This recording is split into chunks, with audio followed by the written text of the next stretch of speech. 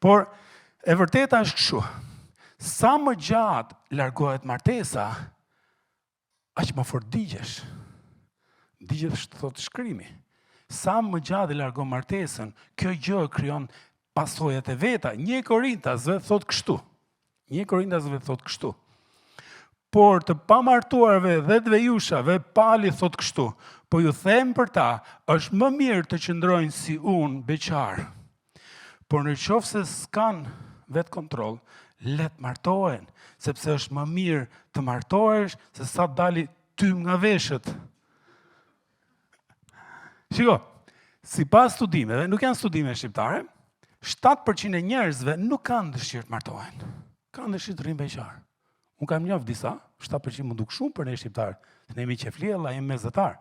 Do është 1%, 2% e shqiptarëve mund du me ne të beqar, nuk e di sa është. Po e zem 7%. Po këto 93% që nuk du të martohen dhe s'po martohen. Shkrimi thot, këto po digjen. Këto po torturohen, po lodhen, po strapacohen. Edhe nëse nuk martohen, që do novi? Tundimi do jetë që ta lëshojnë veten seksualisht para martesës, se nëse nuk arrin me gjetë dike, i drejtojnë dëshirat drejt pornografisë, edhe qa ndodh pastaj? Krijohet një brez me çuna me goca, që dëshirat i konsumojnë në forma tjera. Dëshirat seksuale i konsumojnë me shoqen e parë që zonë, ose duke bashkëtu, ose duke parë porno. Edhe ky është realiteti. Edhe ndërkohë që këto dëshira janë gatu, i ka vendos Zoti brenda nesh qarë, të shkojnë drejt partnerit, drejt partnerës së mundshme, edhe po konsumohen në vende jo të duhura, ose bashkëjetesa. Një statistikë thonte që 70% e atyre që bashkëjetojnë nuk përfundojnë të martuar bashkë. Madje, ato që kanë bashkëtuar më para kanë gjasa të larta, më të larta për të divorcuar. Edhe ja si vazhdonte ky studimi. Thonte që kjo ndodh sepse bashkëjetesa, fjalë e vërtetë, shumë faleminderit për të shtimën. Ndodh sepse, shiko, marrëdhëniet e bashkëjetesë është si kontratë, edhe është në bazë të ndjenjave, të ndjesisë, të qefit, në plotësimit nevojës për seks, edhe gjithë këto gjërat, edhe jo mbi një beslidhje martesore siç e përshkruan shkrimi. Pse? Sepse beslidhja ka dashuri vetmohuese. Unë do jem me ty derisa vdekja të na ndaj. Kurse bashkëjetesa është marrëdhënie me kontratë. Jemi bashkë për sa kohë? Për aq kohë sa ti bën 1, 2 dhe 3. Po si bone, ç'a të duam ty?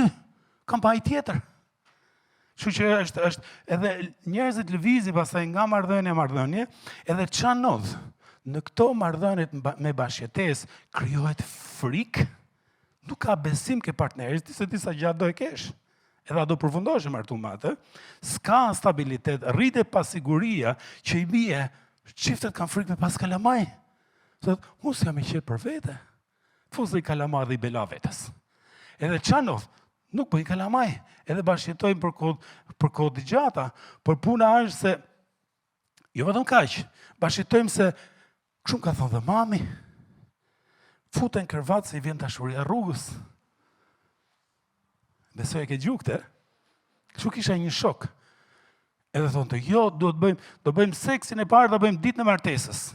Edhe vjera, kur shkonde te vjera, ja kështë përgatit krevatin gati, përgatit dhomën gati, se dje kështë e trafila vjera te krevati. Edhe thonë të, qa keti o birë, mos kene i gjo. Se dhomën ta këtë bo gati, me gocën e feju, pse nuk përshkon? Edhe madje dyshoj që quni mos është ka në i shqetësim në i problem. Edhe sa u martun këto? Bam gocën, bam qunin. Edhe ha më vjerë, ha e shef. Edhe mburra e para vjerës. Edhe duke sigur, pjesa tjetër është, ore nëse bashkëjetojnë njerëzit bëjnë seks, një nga gjërat. Puna se kur bëjnë seks, ca ngeli shtatësan. Sepse ja që lloj farmacie lagjës e mbyllur, s'kemi mjetë mbrojtëse, edhe qa ndodh nëse ngeli shtatësan? Nëse ngeli shtatësan, do abortojnë. Edhe qa ndodh? ke një çift që nuk ka më besim ke njëri tjetri, është rrit niveli i pasigurisë, s'kan frikra, s'kan stabilitet, edhe s'kan për vete, jo imagjino të fusin dhe i fëmijë, edhe kështu që i heqin, nëse nuk më beson, pyetin statin, në vitin 2024 vjet, janë abortuar 4192 aborte. Edhe në këto abortet, shumica, shumë pak ishin të martuar, shumica ishin 99% janë çifte të pamartuara. Vetëm 1% ishin çifte të martuara. Që i bie, çdo vit vriten 4.000 të regjistruar, të deklaruar, 4.000 kalamaj. Por shifja, kush ka 4.000 banor? Skrapari dhe Përrenjasin kishin 4.000 banor. Që bie çdo vit fshihet një skrapar, një Përrenjas. 4.100 banor. Nuk po hyj në detaje, sepse ka lëvizje që thonë çfarë duhet ty, është trupi im, është zgjedhja ime, kalamajt janë barre madhe, ti je grup e të rrish kalamaj, është sikur ti je në burg, etj, s'po hyjmë në për këto. Pastaj kemi edhe këto idetë e tjera që po fliten shumë, sidomos të konë në Shqipëri. Është burri më të martohet me burr, gruaja më të martohet me grua, identiteti gjinor, ti e zgjidh vet, nuk caktohet në lindje, edhe lloj idesh pafund, edhe po gjejmë burrat që po sillen më shumë si gra, edhe gratë që po sillen më shumë si burra. Edhe duke menu për këto 3 gjëra, hasa 3 pyetje që më bën të mendoj, edhe dua të lexojmë bashkë. Edhe 3 pyetjet janë të tilla. Ore, pse i ligu e ka frikë imazhin e Perëndis?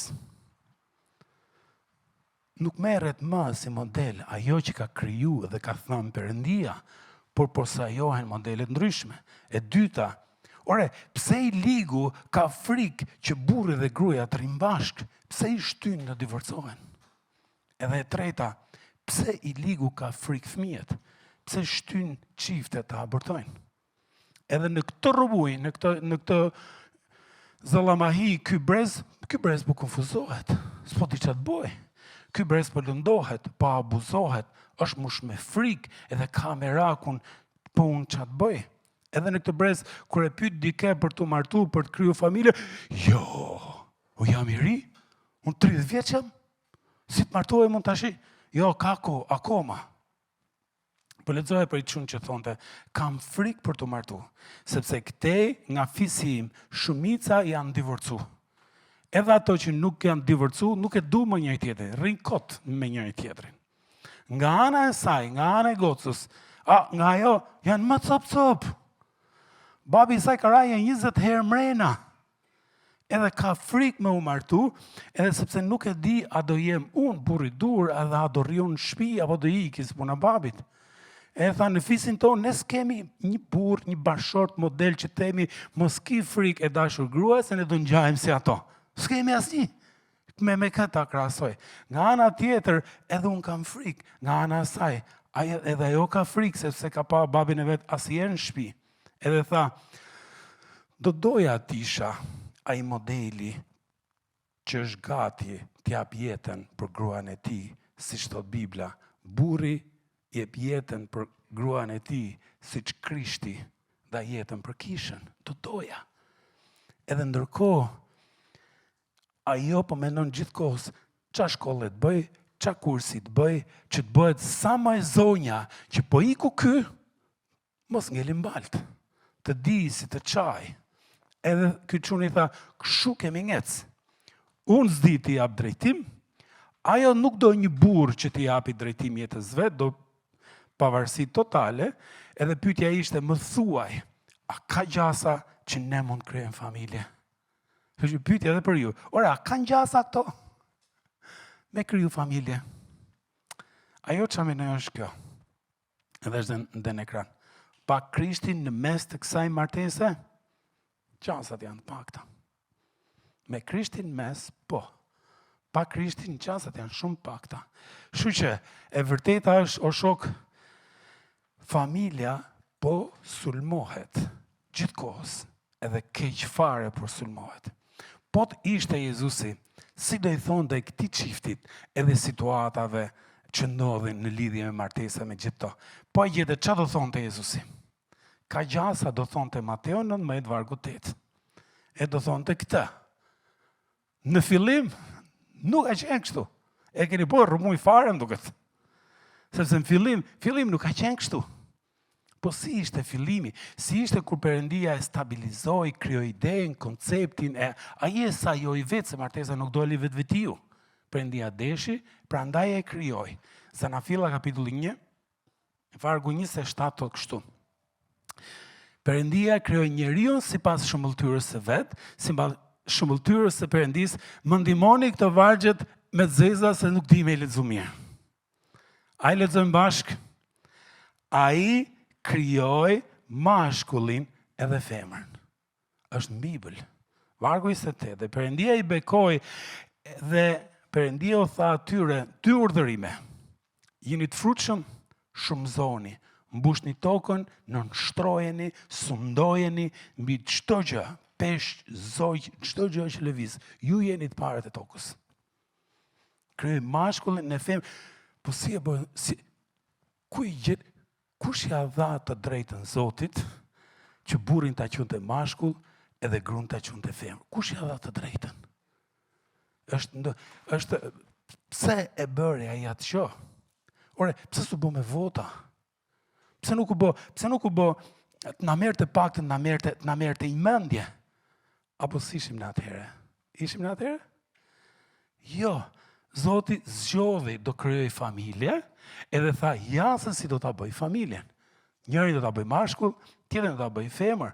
Edhe ashtu e filloi gjithë botën, filloi familjen e parë që solli familjet e tjera, që nuk u caktoka me ndjesitë tona, prit të lindi një herë, ta venosi vetë çuni ose goca çfarë do jetë.